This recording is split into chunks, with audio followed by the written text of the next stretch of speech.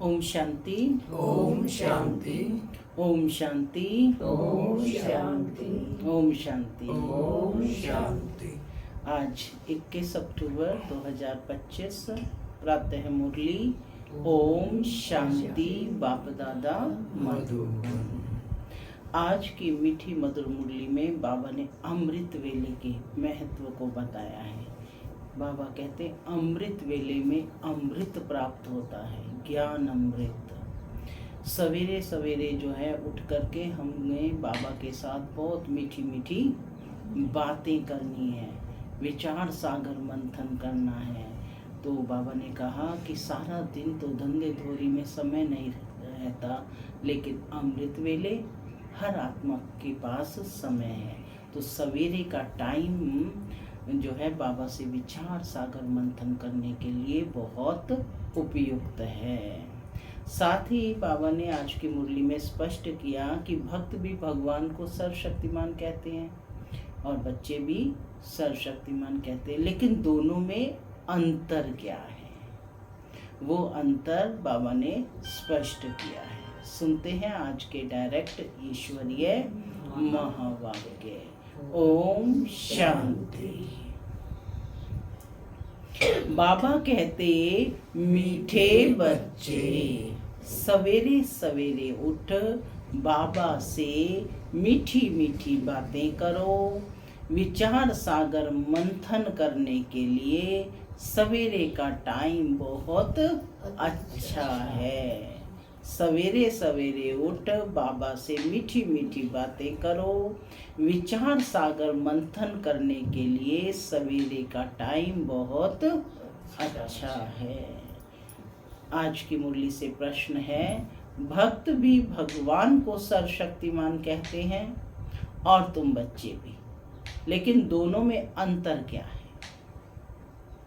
सर्वशक्तिमान भक्त भी कहते हैं और बच्चे भी, दोनों में अंतर क्या है? विचार करो, क्या अंतर है दोनों में? बाप निराकार है। क्या अंतर है आप बताओ। सुनते हैं बाबा का उत्तर।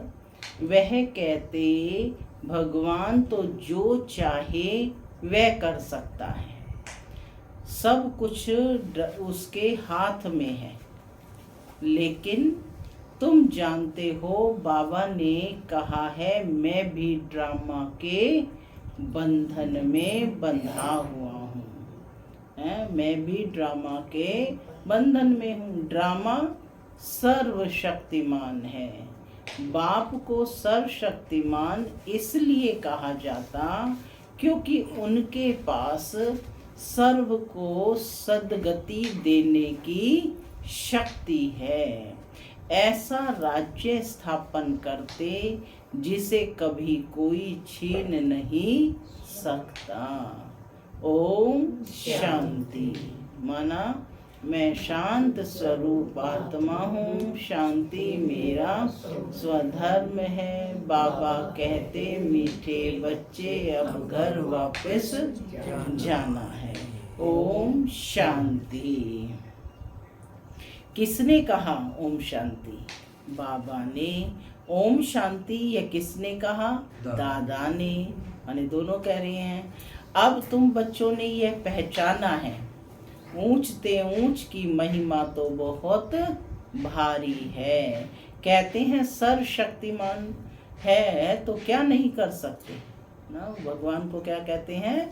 सर्वशक्तिमान कहते हैं, तो कहते कि वह क्या नहीं कर सकते। अब यह भक्ति मार्ग वाले तो सर्वशक्तिमान का अर्थ बहुत भारी निकालते होंगे। बाप कहते हैं ड्रामा अनुसार सब कुछ होता है, मैं कुछ भी करता नहीं हूँ। ईश्वरीय महावाक्य है कि ड्रामा अनुसार सब कुछ होता है, मैं कुछ भी करता नहीं हूँ। मैं भी ड्रामा के बंधन में हूँ। सिर्फ तुम बाप को याद करने से सर्वशक्तिमान बन जाते हो। विशेष पॉइंट क्या है कि तुम बाप को याद करने से सर्वशक्तिमान बन जाते हो। पवित्र बनने से तमो प्रधान से सतो प्रधान बन जाते हो। बाप सर्वशक्तिमान है, उनको सिखलाना होता है, बच्चे मुझे याद करो तो विकर्म विनाश हो जाएंगे। फिर सर्वशक्तिमान बन विश्व पर राज्य करेंगे।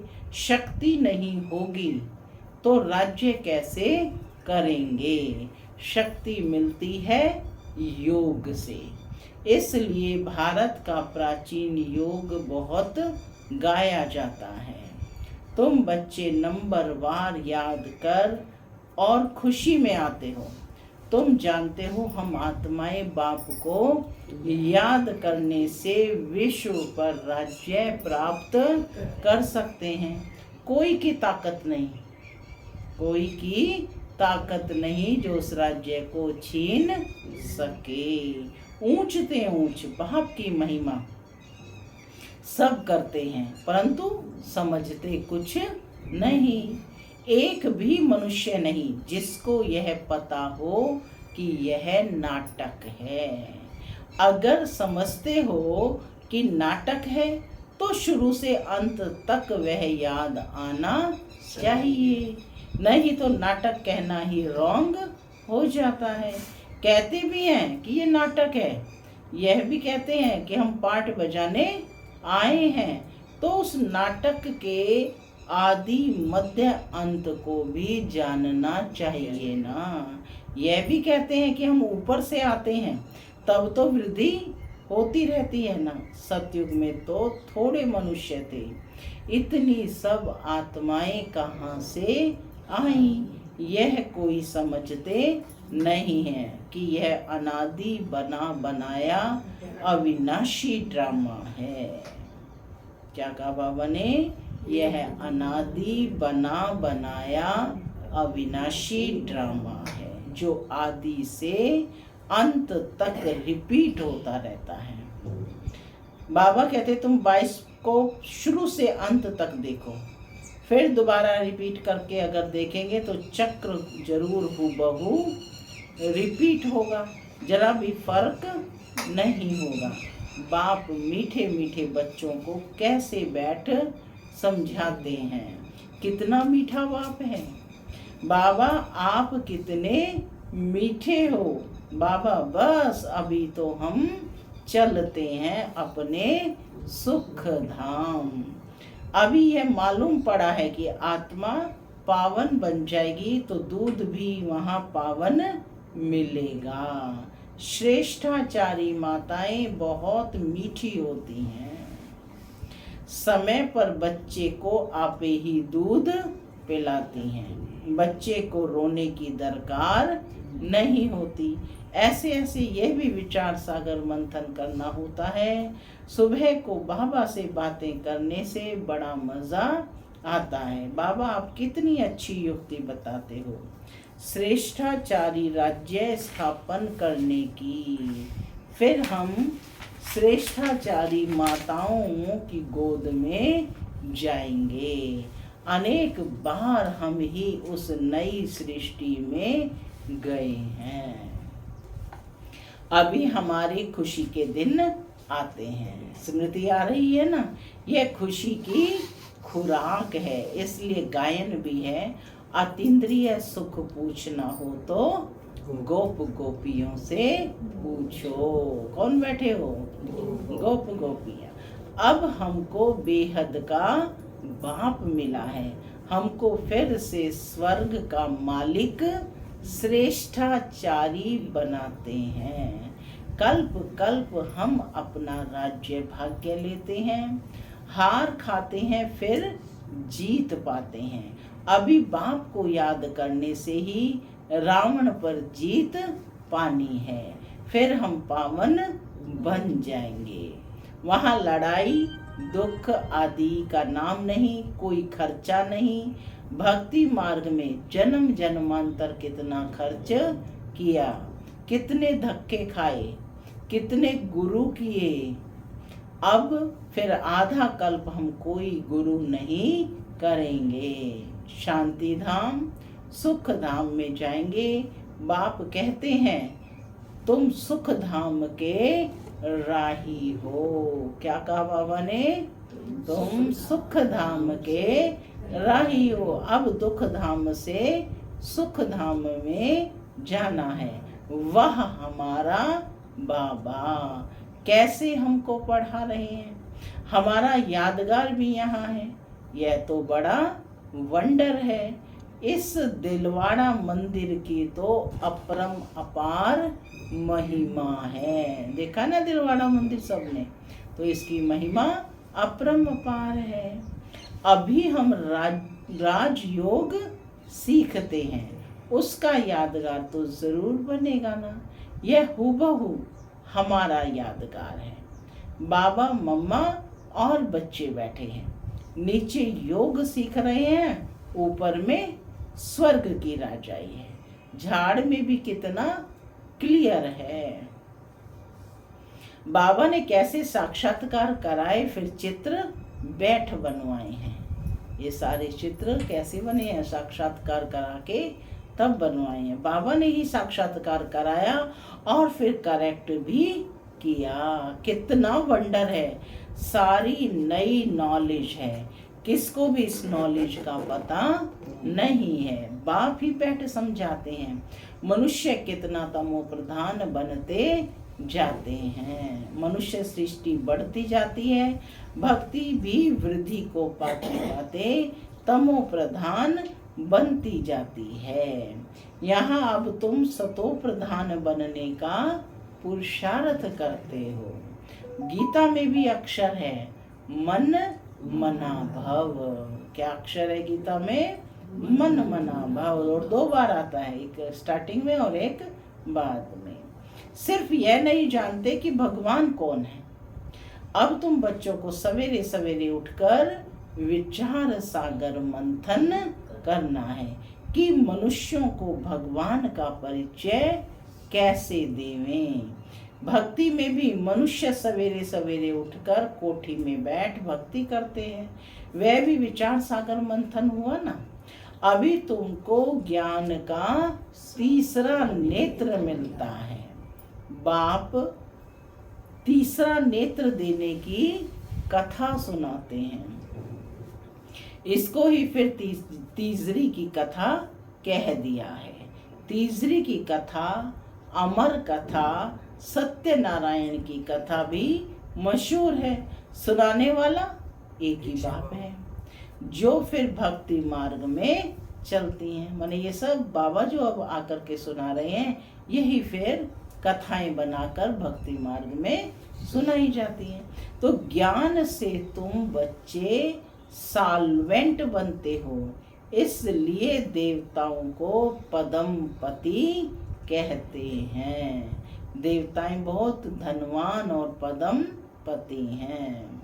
क्या बनते हो? इस ज्ञान से तुम साल्वेंट बनते हो, माने पवित्र क्या बन जाते हो? पदमपति, संपन्न बन जाते हो। तो देवताएं बहुत धनवान और पदमपति बनते हैं। कलयुग को भी देखो और सतयुग को भी देखो, रात दिन का फर्क है। बाबा कहते हैं दोनों उस समय को देखो, सतयुग और कलयुग। सारी दुनिया की सफाई होने में टाइम लगता है ना। अब कलयुग का अंत है तो दुनिया की सफाई हो रही है। तो बाबा कहते हैं एक दिन में तो ये कार्य नहीं हो जाएगा, छू मंतर किया। तो बाबा कहते हैं कि सारी दुनिया की सफाई होने में टाइम लगता है ना। ये बेहद की दुनिया है। भारत है ही अविनाशी खंड, यह कभी प्राय लोप होता नहीं। एक ही खंड रहता है आधा कल, फिर और खंड इमर्ज होंगे नंबरवार। तुम बच्चों को कितना ज्ञान मिलता है, बोलो। वर्ल्ड की हिस्ट्री, ज्योग्राफी कैसे चक्र लगाती है, आकर समझो। प्राचीन ऋषि मुनियों का कितना मान है, परंतु वह भी सृष्टि के आदि मध्य अंत को जानते नहीं हैं। वह हठ योगी हैं। हाँ, बाकी उनमें पवित्रता की ताकत है, जिससे भारत को थमाते हैं। नहीं तो भारत पता नहीं क्या हो जाता। मकान को पोची आदि लगाई जाती है ना तो शोभा होती है। भारत महान पवित्र था, अब वह पतित बना है। वहाँ तुम्हारा सुख भी बहुत समय चलता है, तुम्हारे पास बहुत धन रहता है। तुम भारत में ही रहते थे, तुम्हारा राज्य था, ये कल की बात है। फिर बाद में अन्य धर्म आए। कब से आते हैं अन्य धर्म? द्वापर से। उन्होंने आकर कुछ सुधार अपना नाम वाला किया, अब वह भी सब तमो प्रधान बन गए हैं। अब तुम बच्चों को कितनी खुशी होनी चाहिए। ये सब बातें नयों को नहीं सुनानी है, पहले पहले तो बाप की पहचान देनी है। बाप का नाम, रूप, देश, काल जानते हो क्या? उनसे ऐसे प्रश्न पूछो कि बाप का नाम, रूप, देश, काल जानते हो क्या? ऊंच ते ऊंच बाप का पाठ तो मशहूर होता है ना। अभी तुम जानते हो वह बाप ही हमको डायरेक्शन दे रहे हैं। तुम फिर से अपनी राजधानी स्थापन कर रहे हो। तुम बच्चे मेरे मददगार हो, स्वयं भगवान कह रहा है ना। तो कितनी खुश नसीब आत्माएं हो, भाग्यशाली आत्माएं हो, हाँ, कि वह बाप क्या कहता कि तुम मेरे मददगार हो, तुम पवित्र बनते हो, तुम्हारे लिए पवित्र दुनिया जरूर स्थापन होनी है। होगी ना स्थापन, निश्चय बुद्धि है। तो बाबा कहते कि तुम फिर से अपनी राजधानी स्थापन कर रहे हो, तुम बच्चे मेरे मददगार हो, तुम पवित्र बनते हो, तुम्हारे लिए पवित्र दुनिया जरूर स्थापन होनी है। तुम यह लिख सकते हो कि पुरानी दुनिया बदल रही है, फिर यह सूर्यवंशी चंद्रवंशी राज्य होगा, फिर रावण राज्य होगा। चित्रों पर समझाना बहुत मीठा लगता है, इनमें तिथि तारीख सब लिखा हुआ है, सभी चित्रों पर सब कुछ लिखा हुआ है। तो बाबा कहते चित्रों के माध्यम से समझाना सहज होता है। भारत का प्राचीन राजयोग माना याद, याद से विकर्म विनाश होते हैं और पढ़ाई से स्टेटस मिलती है, पद मिलता है। दैवी गुण धारण करने हैं, हाँ इतना जरूर है, माया के तूफान जरूर आएंगे। माने जितना ज्ञान में आगे बढ़ेंगे तो माया के तूफान आएंगे, यानी पेपर भी तो पास करना है ना। सवेरे सवेरे उठकर बाबा से बातें करना बड़ा अच्छा है। भक्ति और ज्ञान दोनों के लिए ये टाइम अच्छा है, मीठी मीठी बातें करनी चाहिए। अभी हम श्रेष्ठाचारी से श्रेष्ठाचारी दुनिया में जाएंगे, अभी हम श्रेष्ठाचारी दुनिया में जाएंगे। बूढ़ों के दिल में तो ये रहता है ना कि हम शरीर छोड़ गर्भ में जाएंगे।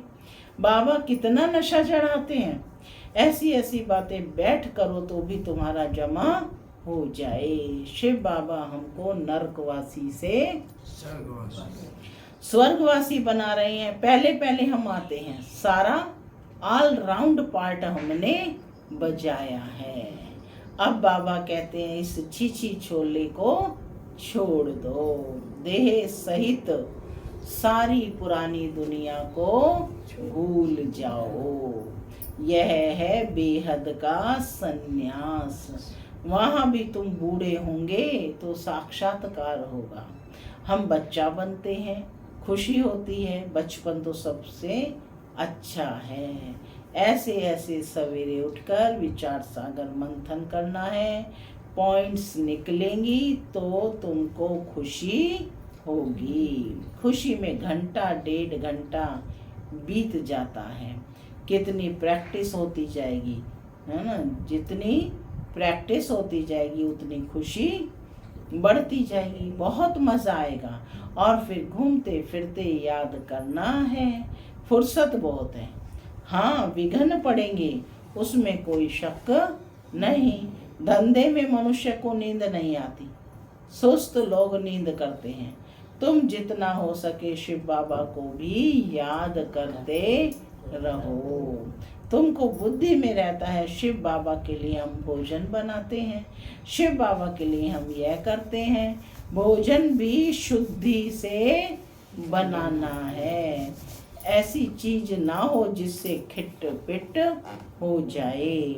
बाबा खुद भी याद करते हैं। अच्छा, मीठे मीठे सिक्की लधे बच्चों प्रति माता पिता बाप दादा का याद प्यार और गुड मॉर्निंग। रूहानी बाप की रूहानी बच्चों को नमस्ते। हम रूहानी बच्चों की रूहानी माता पिता बाप दादा को याद प्यार गुड मॉर्निंग और नमस्ते। नमस्ते। सदा रहो हंसते, बनो फरिश्ते, चलो परम धाम के रास्ते। धारणा के लिए मुख्य सार। पहला, सवेरे सवेरे उठकर बाबा से मीठी मीठी बातें करनी है। रोज खुशी की खुराक खाते हुए अतीन्द्रिय सुख का अनुभव करना है। दूसरा पॉइंट है, सतयुगी राजधानी स्थापन करने में बाप का पूरा मददगार बनने के लिए पावन बनना है। याद से विकर्म विनाश करने हैं। भोजन भी शुद्धि से बनाना है। क्या कहा है बाबा ने? स्नान आदि करके बिल्कुल बाबा की याद में भोजन बनाना है। आज का वरदान है, दिव्य गुणों के आह्वान द्वारा सर्व अवगुणों की आहुति देने वाले संतुष्ट आत्मा भव।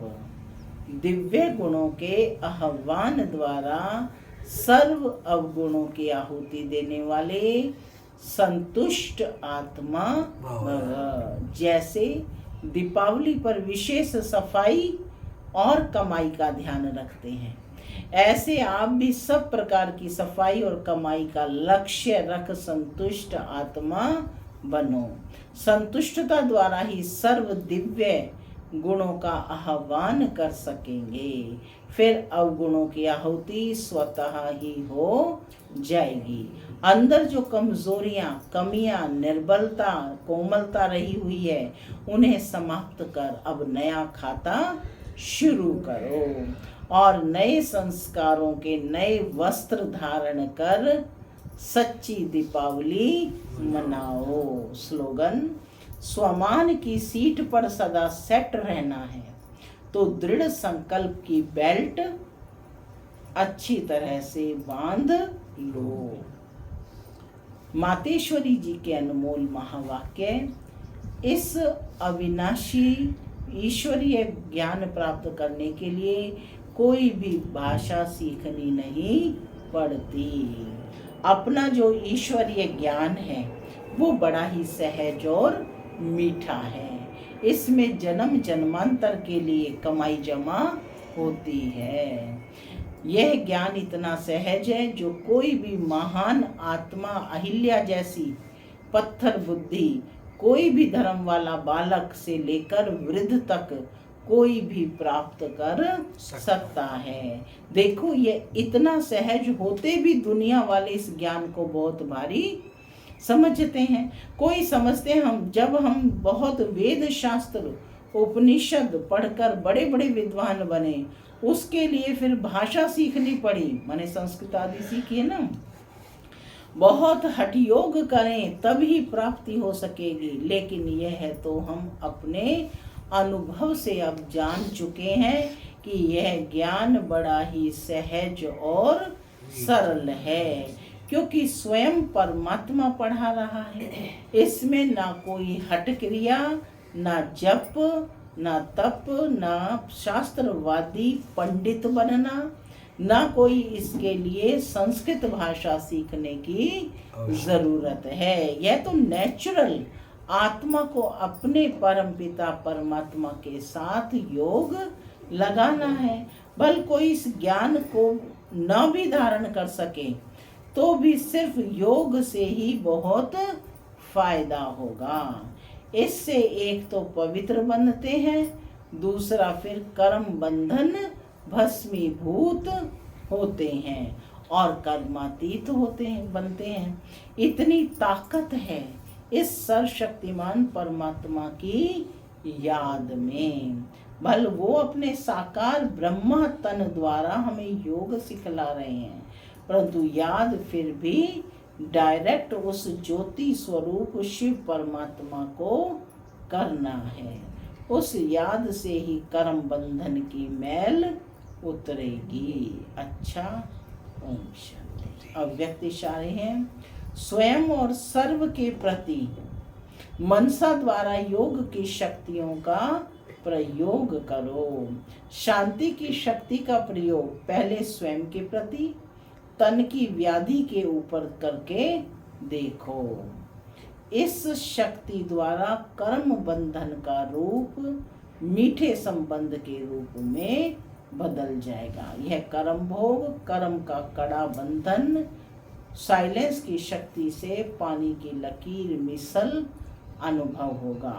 भोगने वाला नहीं, भोगना भोग रही हूँ यह नहीं, लेकिन साक्षी दृष्टा हो, इस हिसाब किताब का दृश्य भी देखते रहेंगे। ओम शांति।